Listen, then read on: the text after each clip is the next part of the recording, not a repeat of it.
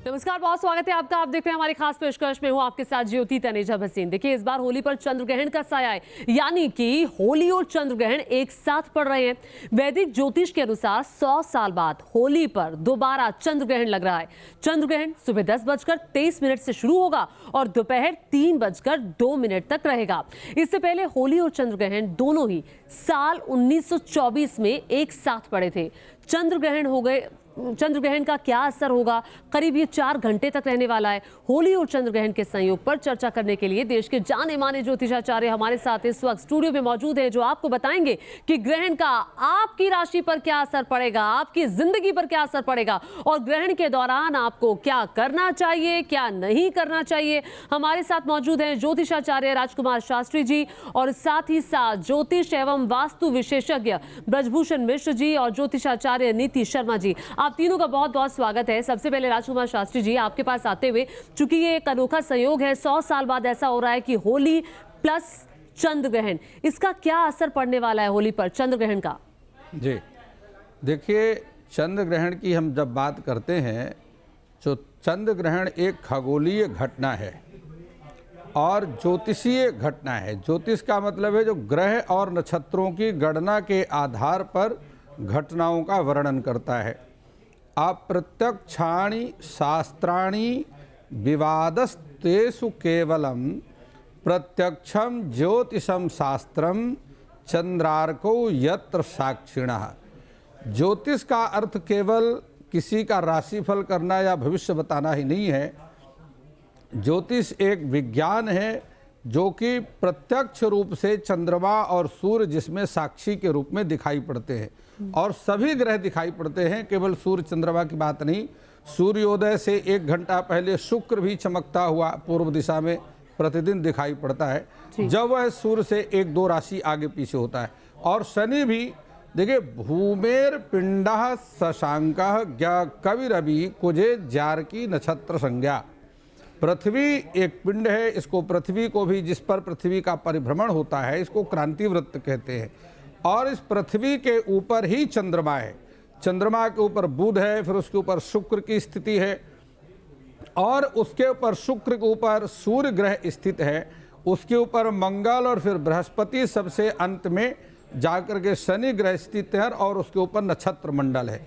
ये पूरा ब्रह्मांड जो है, जिस क्रांति वृत्त पर ग्रहों का परिभ्रमण होता है, वह 360 अंश का होता है।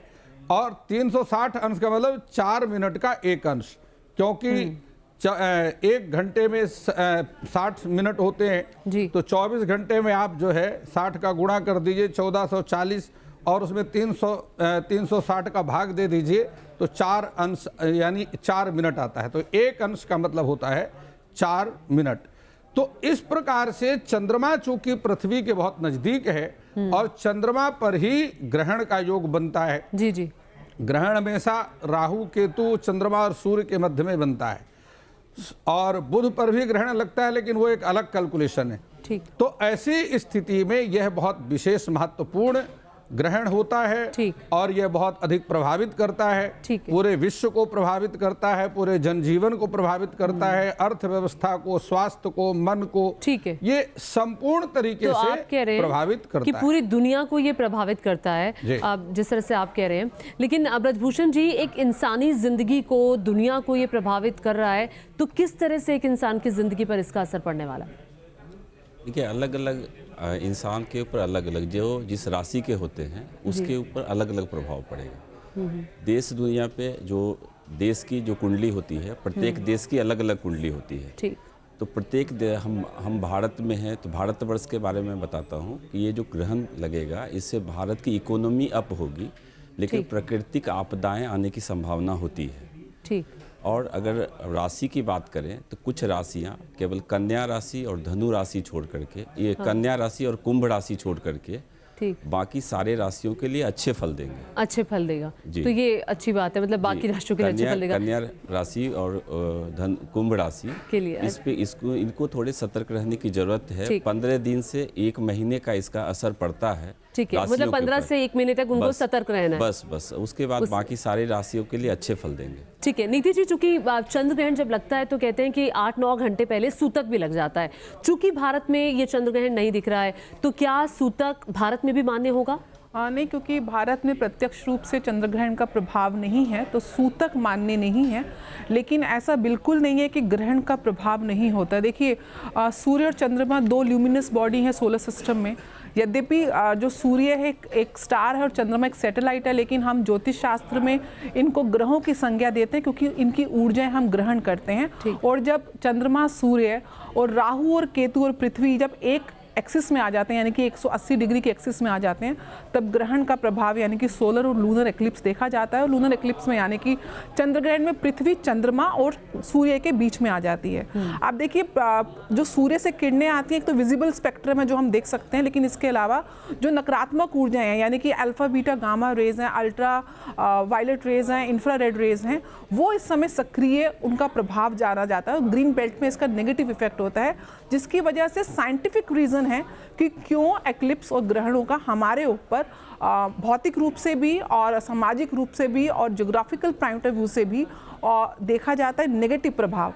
नॉर्मली आप देखेंगे ग्रहण के आसपास ही भूकंप आए देखे जाते हैं, हाई टाइड, लो टाइड, क्योंकि चंद्रमा देखिए जल का कारक माना जाता है और पृथ्वी और चंद्रमा की मैग्नेटिक फील्ड की वजह से समुद्र के ऊपर हाई टाइड, लो टाइड आती है, तो कई बार सुनामी जैसा इवेंट होना या फिर कोई एक्सीडेंट्स होना, इस तरीके के प्रभाव चंद्रमा के और सूर्य ग्रहण के आसपास बहुत 15 दिन आगे और पीछे का जो डायमीटर है इस एक्सिस में देखा जाता है। चंद्र ग्रहण क्योंकि मन का कारक है और चंद्रमा ज्योतिष शास्त्र में बहुत ही महत्वपूर्ण ग्रह माना जाता है। चंद्रमा के नक्षत्र के आधार पे ही हमें और आपको दशाएं और अंतरदशाएं मिलती हैं, और मन के कारक होने के कारण आपकी जो इमोशनल एंजाइटी के इश्यूज हैं वो ग्रहण के टाइम बढ़ जाते हैं। थोड़ा इमोशनल इम्बैलेंस कह लीजिए, वो यहाँ दिखे या ना दिखे, वो कहीं भी हो, मतलब इट इज व्यापक रूप से जो प्रभाव है वो देखने को आपको इमोशनल पॉइंट ऑफ व्यू से देखने को काफी ज्यादा देखने को मिलता है। साथ साथ जो भूगोलिक घटनाएं, जैसे कि मैंने बताया, भूकंप और ऐसी स्थितियां बनती हैं, एक्सीडेंट की स्थितियां बनती हैं, और छठी राशि में बन रहा है कालपुरुष की जो कन्या राशि है वो ऋण रोग शत्रु की राशि है, यानी कि इस समय जिनके लीगल केसेस चल रहे हैं वो बढ़ सकते हैं, उसमें प्रॉब्लम आ सकती है, हेल्थ इश्यूज हैं वो चल सकते हैं, युद्ध का कालखंड चल रहा है, जैसे कि रशिया में लग रहा है ग्रहण, बहुत काफी एरिया में लग रहा है, तो जहां जहां युद्ध हो रहे हैं वहां पे युद्ध की स्थिति थोड़ी विकट हो सकती है, ऐसा देखने को इस ग्रहण के तो मतलब 15 दिन आगे पीछे अभी हमने देखा कि रशिया में जो इवेंट हुआ है, इजराइल हमास का जो युद्ध है, क्योंकि इंडिया में नहीं पड़ रहा है बट अमेरिका में पड़ रहा है, इजराइल में पड़ रहा है, ऑस्ट्रेलिया में प्रभाव है, जापान में है, ब्रिटेन में पड़ रहा है। तो जिन जिन जगह ग्रहण का डायरेक्ट प्रभाव है वहां पे कुछ ना कुछ सरकारी तंत्र में कुछ गवर्नमेंट एक्टिविटीज, एक्यूट एक्टिविटीज देखने को मिलेंगी। एक और सवाल राजकुमार जी, जैसा कि नीति जी ने जिक्र किया कि सूतक काल तो यहाँ माने नहीं है, और हमारे यहाँ तो जो भी घर का सामान होता है उसमें हम तुलसी जी का एक पत्ता रख देते हैं। अगर सूतक काल माने नहीं है तो इस तरह जो हम चंद्र ग्रहण या सूर्य ग्रहण के वक्त हम जो करते हैं, जो हमारे विधि विधान में लिखा हुआ है, तो उसकी ज़रूरत होगी क्या? नहीं, देखिए, जहाँ पर चंद्र ग्रहण का प्रभाव पड़ता है और वहीं पर सूतक लगता है, और जहाँ सूतक लगता है वहीं उसके नियम लागू होते हैं। तो मतलब तो इसमें आप शुभ काम भारत में यदि चंद्र ग्रहण का प्रभाव नहीं है तो देखिए, अक्षांश और देशांतर, पूर्व से पश्चिम ये अक्षांश है, उत्तर से दक्षिण ये देशांतर है। तो जिस प्रकार से अमेरिका है क्रांति वृत्त है, क्रांति वृत्त में जिस प्रकार मैंने आपको बतलाया कि एक 360 अंश का जो एक पूरा भगण है, यानी क्रांति वृत्त है, जिसमें ग्रहों का परिभ्रमण चलता है, उसमें विषुवत रेखा और मकर रेखा, इन दोनों रेखाओं के मध्य की स्थिति जो बनती है वो एशिया है, जापान है, अमेरिका है। यहाँ के रहने वाले जो लोग हैं उन पर चंद्र ग्रहण प्रभावी रूप से प्रभावित करेगा, और उन्हीं को सारे नियम पालन करने होंगे। क्योंकि भारत भूमि पर इस बार चंद्र ग्रहण का कोई प्रभाव नहीं है, इस कारण से यहाँ पर रहने वाले जो सूतक इत्यादि के नियम हैं वो लागू नहीं होंगे, और उनके लिए किसी प्रकार से भोजन में कुशा इत्यादि अर्पण करने के लिए, या गर्भवती स्त्रियों को विशेष रूप से जो भय उत्पन्न करने वाली स्थिति ग्रहण की होती है वो सारे नियम उन पर लागू नहीं होंगे। चलिए, ये चीज़ बहुत इंपॉर्टेंट थी दर्शकों के लिए क्लियर करना कि यानी कि जो सूतक के नियम है वो भारत में लागू नहीं होंगे, क्योंकि भारत में प्रत्यक्ष रूप से चंद्रग्रहण दिखाई नहीं दे रहा है। जिन देशों में चंद्रग्रहण देखा जाएगा सीधे तौर पर, वहां पर सूतक मान्य होगा। अब ब्रजभूषण जी, मुझे लगता है दर्शकों का इंतजार खत्म कर देना चाहिए, क्योंकि अपनी राशि का इंतजार सभी कर रहे हैं। और जैसा कि नीति जी ने भी बताया और राजकुमार शास्त्री जी ने भी बताया कि राशियों पर तो असर पड़ेगा, तो किस राशि पर क्या असर पड़ने वाला है? मेष राशि पर चंद्रग्रहण का प्रभाव। मेष राशि वालों को पुरानी बीमारी से छुटकारा मिलेगा, कर्ज से मुक्ति मिलेगी, कोर्ट कचहरी के मामलों में सफलता मिलेगी।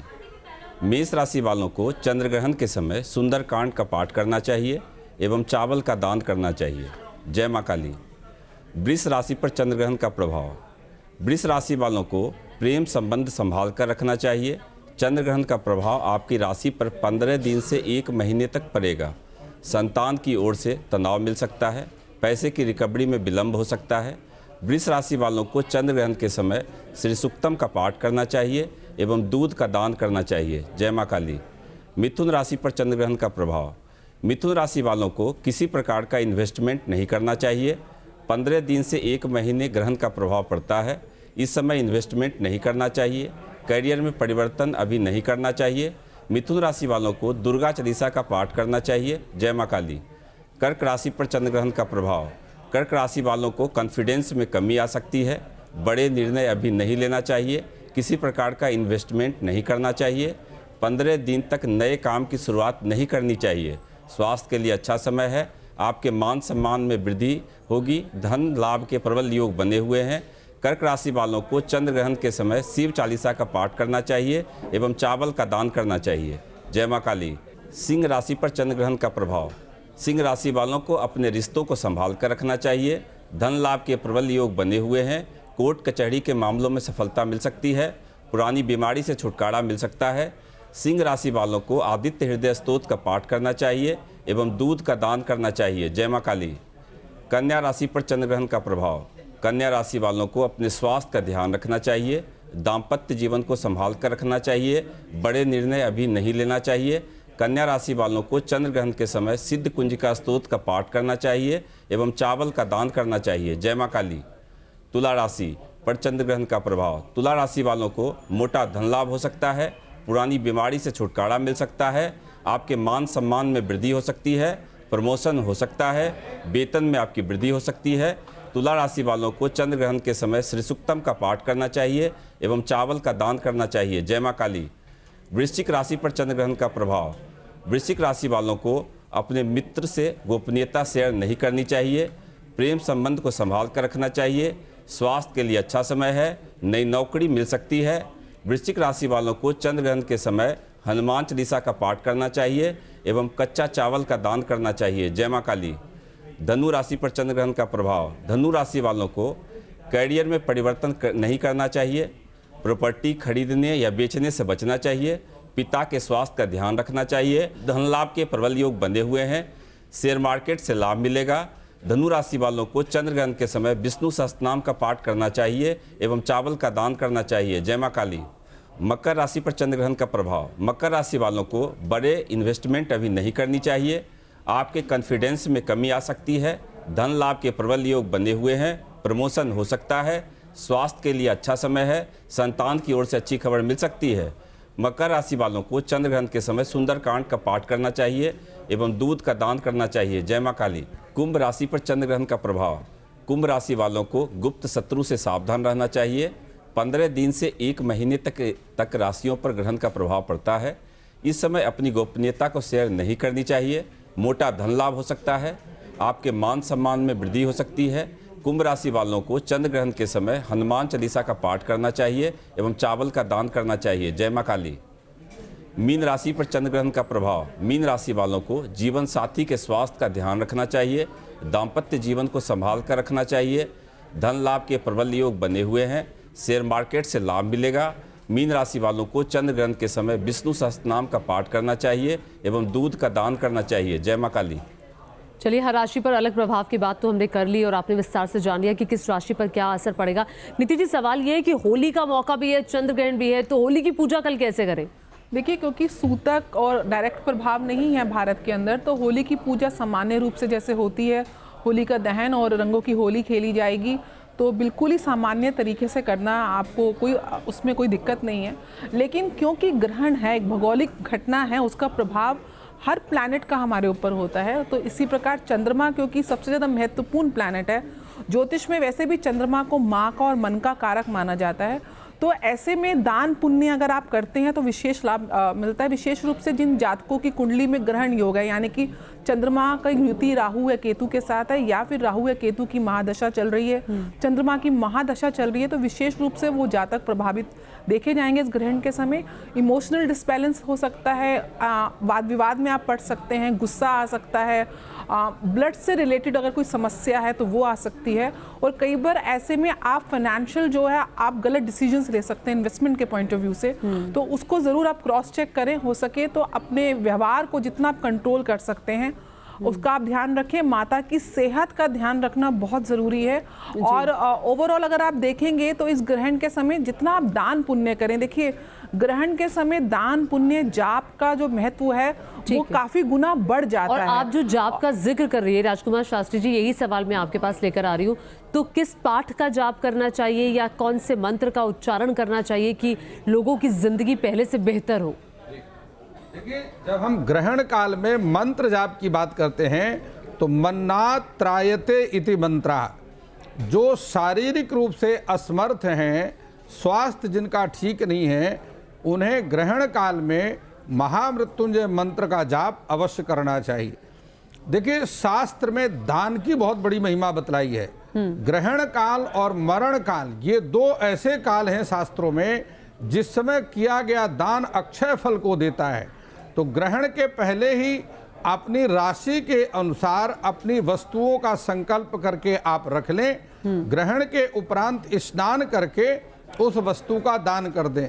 यद्यपि इस ग्रहण का प्रभाव भारत में नहीं है, तथापि एन केन प्रकारेण किसी भी प्रकार से किया गया दान मनुष्य का कल्याण करता है। और कलयुग में दान की ही विशेष रूप से महिमा है। दान का मतलब होता है जो हमारे ऊपर ग्रह चल रहा है उस ग्रह को हम अपने से दूर करते हैं। तो जो कुंभ राशि के जातक हैं उन्हें तेल और उड़द का दान करना विशेष रूप से लाभकारी रहेगा। इसी प्रकार से धनु और मीन राशि के जो जातक हैं उन्हें सफेद चने की दाल अथवा हल्दी का दान करना विशेष कल्याणकारी रहेगा। यदि आप मेष राशि अथवा वृश्चिक राशि के जातक हैं तो आपको लाल वस्तुओं का दान, लाल वस्त्र का दान या तांबे के बर्तन का दान करना कल्याणकारी रहेगा। साथ में आप मसूर की लाल दाल का दान भी कर सकते हैं। वृष राशि के जो जातक हैं अथवा कर्क राशि के जो जातक हैं उन्हें दूध का दान करना चाहिए, चावल का दान करना चाहिए, अथवा चीनी का दान, सफेद वस्त्र का दान, इस प्रकार से, अथवा कोई बीमार व्यक्ति है उसके लिए आप औषधि का दान भी कर सकते हैं। जो मिथुन राशि अथवा कन्या राशि के जातक हैं उन्हें निश्चित रूप से हरी वस्तुओं का दान करना चाहिए। गौशाला में जाकर के गौओं को चारा डालना अथवा किन्नरों को दान दे करके प्रसन्न करना, उनका आशीर्वाद लेना कल्याणकारी रहेगा। अंत में जब सिंह राशि की बात आती है, सिंह राशि के जातक को गुड़ का दान करना विशेष रूप से लाभकारी रहेगा। और आदित्य हृदय स्तोत्र का पाठ अथवा शिव तांडव स्तोत्र का पाठ करना सभी राशियों के लिए कल्याणकारी माना गया है। ठीक है, आपने तो इसमें सब कुछ बता दिया। अब जाते जाते, चूंकि वक्त ज्यादा नहीं है नीति जी, आखिरी सवाल मैं आपसे पूछूंगी कि चंद्र ग्रहण में चूंकि होली का उत्सव भी है, रंगों का त्योहार है, खुशी का त्योहार है और सभी गिले शिकवे मिटाने का त्योहार है, तो होली का उत्सव कैसे मनाएं? होली का उत्सव बहुत उत्साह के साथ मनाएं। ये वो दिन है जहाँ पे बुराइयों का अंत होता है और सच्चाई की जीत होती है। किस प्रकार भगवान नरसिंह ने आज के दिन हिरण्यकश्यप का वध किया था। अपने आप में सारे ही रंगों को समाहित ये त्योहार एक तरीके से प्रेम का प्रतीक है। बुरे जो भी आपके मन भेद है अपने परिवार में, दोस्तों के साथ, उसको हटाने का प्रतीक है। बहुत उत्साह के साथ आप एक दूसरे को उबेर गुलाल लगाएं, होली का त्यौहार बनाएं। लेकिन ग्रहण का जो मुख्य समय रहेगा वो 10 10:23 से 3:02 तक का रहेगा। इस समय विशेष रूप से आप मांस मदिरा का सेवन ना करें और किसी के भी साथ आप वाद विवाद में ना फंसे, क्योंकि कहीं ना कहीं मेंटल एंजाइटी ग्रहण के प्रभाव की वजह से आपको हो सकती है। जितना हो सके सात्विक तरीके से होली का त्यौहार बना के एक दूसरे को गुजिया खिला के इस पर्व का पूरा आनंद लीजिए।